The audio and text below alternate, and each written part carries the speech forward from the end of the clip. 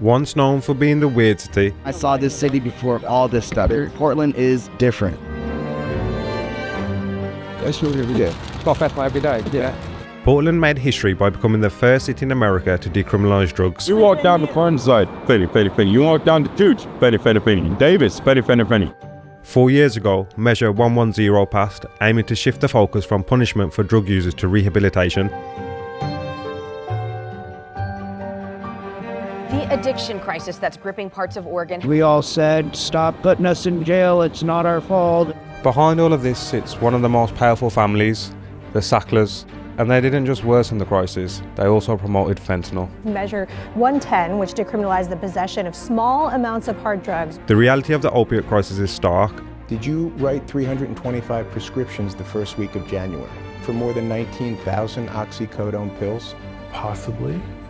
You don't know how many prescriptions you wrote?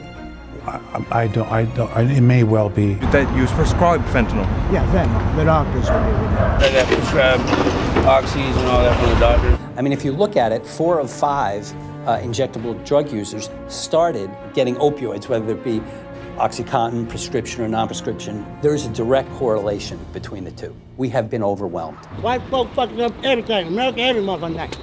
Despite good intentions, the implementation of the law has faced challenges. They're being sent here from other cities, such as Houston, such as California. Just that $100 ticket. And if they call the number on the treatment card they're given, the ticket goes away. With referrals to treatment centres often falling through the cracks. I've applied for housing, haven't heard a thing. The consequences have been dire. I walk these streets with my daughter. One day I'm coming around the corner, dude hit a fat ass cloud. God, man, I've seen people shot. I was raped when I first got here. He was literally crushing his skull right into us. Opiate deaths have skyrocketed.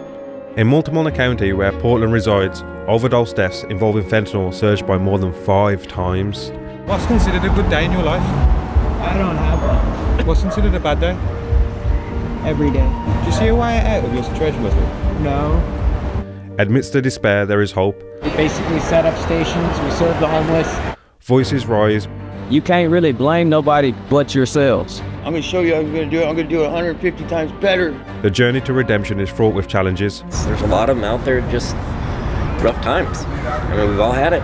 Here in Portland, where the battle against addiction still rages on. They taking drugs and make their mind just go fade away. In this documentary, I set out to answer the bigger question: did this human experiment really work? Welcome to Portland, Oregon, America.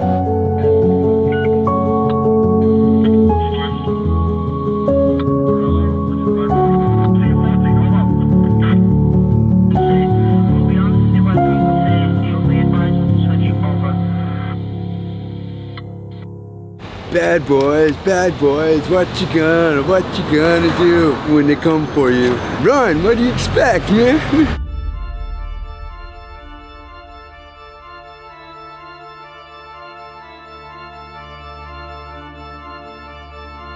Welcome to Portland, where this seems to be a regular, everyday occurrence. Someone behind me taking fetty and someone's zombie. Come on. Have you tried fentanyl? I smoke every day. Stop fentanyl every day. How are you getting treated by the general public? It's disgusting. I've seen people beat people up who have tried to save people's lives. This man was giving the guy CPR one day, and a bystander came over and tried to beat his ass because he was saving that man's life. So how have you ended up, I guess, on the streets and addicted? Because no one just gets addicted to fentanyl for no reason. I feel like it's a trigger. I was 27, my boyfriend at the time, who was using. Before I started using, I was having a lot of stomach problems, and I was literally getting sick a lot, and at home in bed all the time. And then when I started using, I had more energy and I was able to go outside, and so like I preferred that over being in bed. Being around it kind of like got me doing this. And then I was diagnosed with cancer. Have you been robbed much on the streets of Portland? A lot. Almost every couple of days. I was raped when I first got here. A guy put a gun to me. No shocker here, right? They have murderers out here. And how are you going to get out of this situation? I've applied for housing, but I still haven't been contacted back. I haven't heard a thing. Did you see a way out of your situation? Yeah, I mean, I'm not giving up And I still have my head on my shoulders. A lot of people out here just don't like the resources. Like they claim that they're out here, that there's resources, but they're hard as hell to get into, to figure stuff out. I'm taking a minute's break from today's video to thank Morgan & Morgan for sponsoring today's documentary. Have you ever been in a tight spot after an accident or injury? Well, today I've got something important to share that could make all the difference. So imagine this, when you're hurt, your injury could actually be worth a lot more than you actually think. That's where Morgan & Morgan comes into play. They're not just about settling, they're about winning big. Check this out. Just in the past few months, Morgan & Morgan scored some jaw-dropping victories. 12 million in Florida, 26 million in Philadelphia and 6.8 million in New York. These aren't just wins, these are massive victories, often tens of times more than the highest insurance offer. And guess what? The best part is, the service won't even cost you a penny unless you win. That's right, absolutely nothing. But here's what sets Morgan & Morgan apart. Not all injury law firms are created equal. They're the biggest for a reason. They win a lot, and it only takes a few minutes to see if you have a case. Plus, fighting big companies takes a big law firm. And as America's largest injury law firm, they're ready to take on insurance giants of every size. And here's the kicker. Morgan & Morgan has modernized the injury law process, making it easy as a few taps on your phone to start a claim and stay connected with your legal team. So are you ready to take action? You can start your claim now with Morgan & Morgan at www.forthepeople.com/taboo, or you can click the link in the description. Again, I want to say thank you for Morgan & Morgan for sponsoring this documentary, and now back to the documentary. These 3 blocks over here, family by blood. Bad news. I came here and I saw this city before all this started. I'm telling you right now, Portland is different. Oh yeah, absolutely. It's more violent. If you guys would have come, what, 8, 9 months? Was it really bad then? Dude, I'm telling you, it was bad. You would see people just standing, just hearing nodded. 4 decades out here. I'm a retired veteran. I'm not a thief. I don't have no criminal record, no nothing. I choose to show people the hard path and that it's not impossible to do it. You just gotta say, fuck you, I'm done with you. I'm gonna do it. I'm gonna show you I'm gonna do it. I'm gonna do it 150 times better than you ever thought imaginable possible. Are you addicted at the moment as well? Yeah, and the doctors are the ones prescribing it. Was it a case of you prescribed painkillers for your hand initially? Fentanyl. You prescribed fentanyl? Yeah, fentanyl. The doctors would do with it. And then what happened? One day they just stopped giving it? In the late 1990s, Purdue Pharma launched Oxycontin, claiming it was a game changer for pain relief. Don't be afraid to take what they give you. Some patients may be afraid of taking opioids because they're perceived as too strong or addictive. But that is far from actual fact. Less than 1% of patients taking opioids actually become addicted. Behind their ads, the Sackler family, who owns Purdue, devised a plan to hide its addictive nature. Doctors were rewarded for prescribing it, and people trusted it without knowing the risks. The rate of addiction amongst pain patients who are treated by doctors is much less than 1%. They don't wear out, they go on working, they do not have serious medical side effects. And so these drugs, which I repeat are our best, strongest pain medications, should be used much more than they are for patients in pain. As more people became addicted, Purdue faced numerous lawsuits, but the problem had already spread across America. The Sacklers didn't just worsen the Oxycontin crisis, they also promoted fentanyl, worsening the situation and causing more deaths and addictions. As the situation worsened, Purdue's advertising tactics changed dramatically. They spent much less money promoting Oxycontin, suggesting they knew the harm it was already causing. The Sackler family has made profits from other people's pain. Despite its attempts to reach out, they have remained silent on the matter. We all said, stop putting us in jail, it's not our fault, it's the doctors killing people and chemical weapons, and they don't have control of the hospitals right now. And we don't want the people out here sick, that the doctors are making sick and trouble and making more money for them. We want them safe, and we don't want them sick anymore, we want them getting better. And of course now they're trying to change and overturn the laws about it at the Capitol and change it anyway, even though we said no and voted. I used to fight MMA. I'm not right, bro. Yeah, so, and just injuries from that, I got prescribed oxys and all that from the doctors and stuff. And so you got prescribed Oxycontin, and then did they just take that away? Like, so I'm finding this is a common theme. Like, you prescribe painkillers, right? And then what happens? Did they just stop prescribing them? Yeah, they just took them away for everybody. Yeah, and then are you just withdrawing at this point? Well, yeah. Well, we find other avenues, you know. So there was heroin, heroin supplemented a lot of that for us. We had a house, brand new cars, all that, you know, and everything was getting worse and worse. Yeah, they sent me to the methadone clinic. I even asked the methadone clinic for a detox at one point after I'd been clean for a while. And they said no. They just expect me to stay in line there so that they can get more money for it. The detox centers don't try and get people off of it. They make sure it's as uncomfortable as they can possibly make it when you go into those places. She done the bridge. There's a thing that goes on your ear and it hooks into your nerves. Sends electrical impulses in certain nerves on your ear, and it takes away your cravings and withdrawals. Yeah, the withdrawals within like 2 minutes. Aren't you tempted to do that?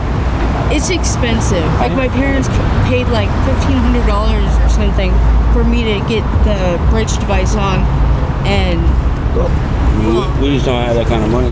July will be 14 years I got hit by a drunk driver on a motorcycle. 75% of the right hemisphere of my brain's gone. I'm clinically brain dead. And I'm still out here fighting. I'm fighting for these guys that can't do it, you know? Because they don't know. You can change your past, you can change your stars. If you don't like your life, it's not woe is me. It's do something about it. I'm not homeless because I have to be. I'm out here because I don't fit in with regular society anymore. It's not nothing I did. It's just that I was there in the right place at the right time for somebody else not to have to go through what I went through because they probably couldn't handle it. I think it's just bad timing. Like fentanyl influx came in around the same time that this new trial with a different law. They didn't implement it with any sort of like cohesive ways. Proposition 110 didn't cause this fentanyl influx. Right. You know, it just happened.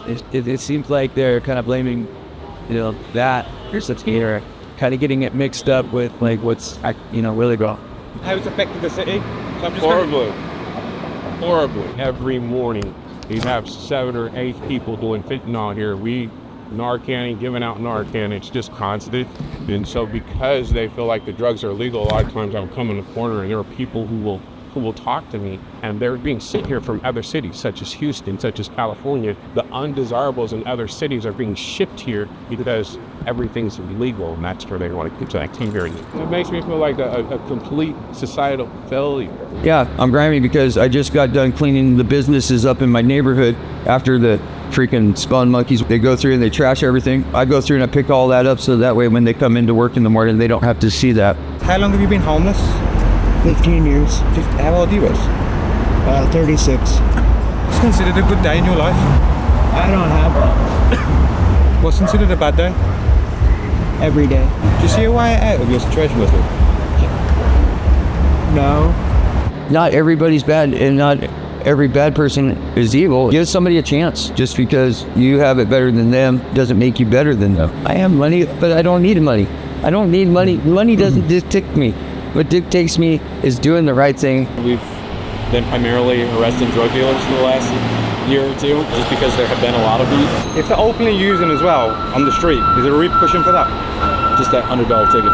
And if they call the number on the treatment card they're given, the ticket goes away. Now it's going to be recriminalized on September 1st. I think it'll help calm things down, hopefully. Have you picked up any addictions while you've been on the streets, Ash? Yeah. To my knowledge, fentanyl seems to be the choice. Yeah. I mean, when I first got out here, it was heroin. It's more like self-medicating. Yeah, it was self-medicating. I'm finding everyone who's on the streets more often than not is addicted to fentanyl around here. Yeah. Can you remember the first time you tried it? It's only been maybe like a little over a year now. Just over a year? Yeah. Honestly, the first time we ever tried fentanyl was mixed with heroin. Yeah, but when we tried it by itself, it's probably been a little over a year. To me, weed, that's not a drug. Cocaine, I'm like, oh shit, that's a drug. But in some state somewhere, somebody like wake up in the morning and do cocaine. Like I wake up and smoke a blunt and be like, oh, it's just cocaine. It's a shitty point of view because of what's going on with it. Not saying that, oh, let's all just do drugs. Decriminalisation of drugs came in. How did that affect the streets of Portland? I think what it is people got stupid about it. It's like if they didn't just, let's say, you know, like the reason why everybody got mad about it is because they're just all like rubbing it all in everybody's face, you know, like just doing dope right on the sidewalk and everything like that. It's stupid. They should just continue doing what they were doing instead of that rubbing it in everybody's face, because people that don't do dope, they don't want to see that. It's like, yeah, what we do, you know, to ourselves, it's our choice, but the same thing is we shouldn't rub it in people's face that don't do it. You know what I mean? Like, it's just not right. And because of that, people were getting, you know, they were getting offended by it, getting mad about it. I mean, I would too if I was them. I would get mad about it too, especially if my kid saw it. Man, I would lose it. I got a daughter. I walk these streets with my daughter to go take her to eat, whatever the fuck. And one day I'm coming around the corner, dude hit a fat ass cloud. And my daughter right here, you know what I'm saying? So it's kind of like what my first instinct, pick her up, lure around it. But ultimately, if you know how drugs work, it just take an instance of you just skeleton, you know what I'm saying? So, tell me, who's to say that my daughter didn't get affected by that? I don't know, I'm not in her body. Fentanyl ain't a good drug. I'm not nowhere near going to be like scientifically, be like, oh, it can do this for science. You know, no, I didn't see nothing but deaths from it, bro. I haven't seen anything positive from it. Like marijuana, for instance, you can see positive outcomes from it. I'm finding with people who are addicted to fentanyl, it's trauma more often than not the reason they're on fentanyl. Yeah, more or less a numbing factor, you know, just dealing with, you know what I mean, I guess. But then it just became into something where it's like I said, we don't even really do it to get high anymore. We just do it to just get well, basically. Yeah. The withdrawals on fentanyl worse than heroin? I'd say it's just as bad. Oh, really? Yeah. Yeah, so it's just as bad, if not a little bit worse. I mean. And how easy is it to get fentanyl on the streets of Portland? So if I wanted to buy fentanyl, really easy. Seriously? Yeah, it's really easy. You just have to walk down towards Pioneer Square around a certain time. Yeah. You can't literally walk down the street without someone asking you if you want, if you're looking to buy some, fentanyl. Someone from my point of view, it's kind of like, bro, I'm decriminalized. I can make as much money as I want. You can't catch me. You gotta let me go. Hey, do you think this situation will bring a change? Yeah, it really could. What would you do if you can change it? Trying to help them with the drug habit, you know what I'm saying? That's part one. I see they do try to help that, but at the same time they don't. I see they supply them with eating this shit. That's kind of, I help, you know what I mean? I wish I would have never even started doing heroin. Really. But yeah, bro, since I've been here, I done seen 3 ODs. Is it common? Hell yeah, it's common. Like, life and death, bro. You chose to do that drug. Yeah, I want this city back to where it was. It used to be called the City of Roses. They call it the City of Bridges now. Since they doing that, people's been dying, boy. Well, them motherfuckers let them die. They know what the fuck not to fuck with anyway. And how long have you been, I guess, homeless? More than 12 years. And Mika, have you picked up any addictions along the way? Nah. No way? I've never had addictions. How many people are, I guess, on the street that aren't using drugs? Probably about half do, half don't. Walk up to Chinatown and instantly you're seeing addicts everywhere. When was the first time, I guess, you tried fentanyl? Probably say like maybe 5 or 7 years ago down in Arizona. When you're younger, you don't really know that you're gonna get strung out and sick on them, bro. And then like eventually some of us get, to the point where if we don't have it, we're gonna be dope sick. And I'm not trying to make excuses for anybody, but I know for me, it's wrecked my life. I've been to prison 3 times, dog, and I've made bad decisions. I'm just praying for a miracle. It's gonna take a miracle to get me clean, and I'm relying on the Lord to do it.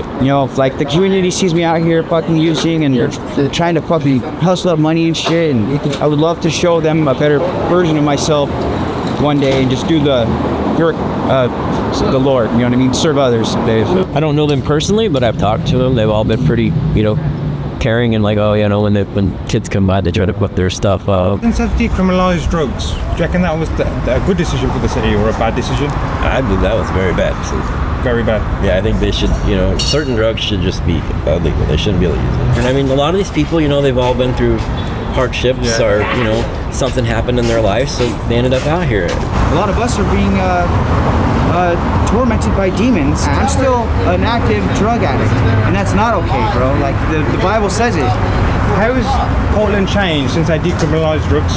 More crime, more drug use, a lot more sadder, a lot more depressed.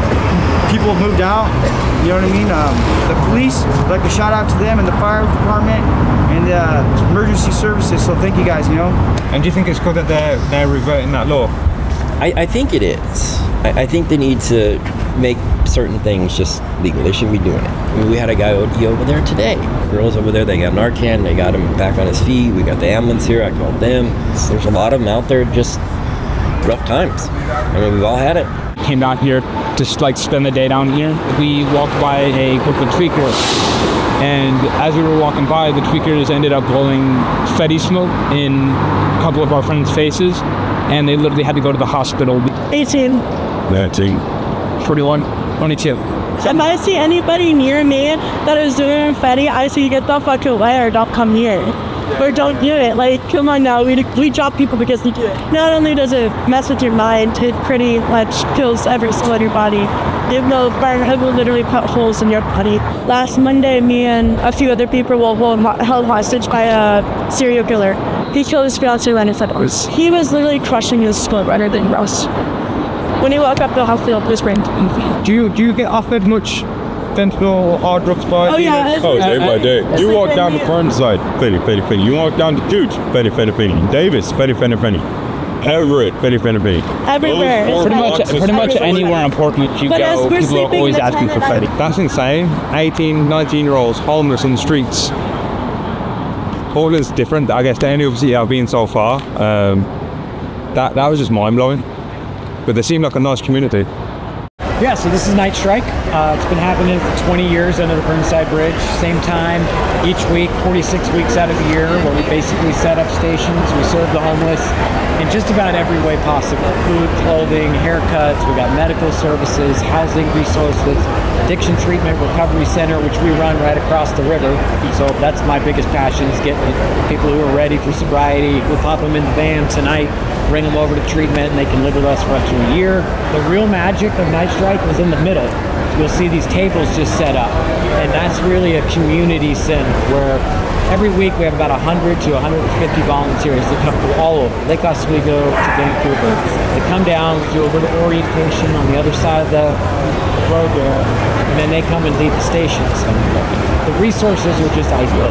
So we're, about restoring lives, igniting hope, restoring lives, building trust through immediate needs, and then we have lasting solutions to overcome. Wrapped up in Portland, it's hard to say whether it's worked or it's not worked. It's mixed opinions by everyone here, and it's definitely not as crazy as other places I've been.